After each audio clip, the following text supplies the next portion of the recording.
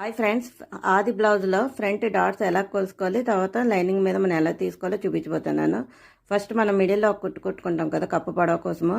అక్కడ నుండి ఇక్కడ హుక్స్ పట్టి వైపు కొలత వేసుకోవాలి. ఇప్పుడు నా ఆది బ్లౌజ్లో 3 ఉంది, ఓకేనా.